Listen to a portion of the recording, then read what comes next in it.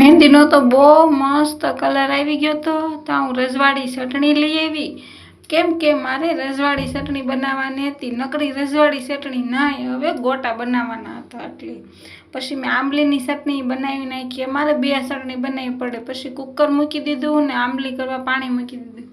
ત્યાં મને સાંભળી ગયું કે લાય હું મસાલો કરી નાખું, કેમ કે એ તો કરવો જોશે, તાર વગર તો ગોટા બને નહીં. એટલે પછી મેં ધાણા વીણી નાખ્યા. ધાણા વીણતા વીણતા સીટી બોલાવતી ગઈ. ત્યાં બટેટા બફાઈને રેડી થઈ ગયા હતા. હું કહું હાલ હવે હું ફોલી નાખું, મિશન શરૂ રાખવું પડે. ત્યાં તો સાસુમાં આવી ગયા, રાતે આવ્યા બોલો.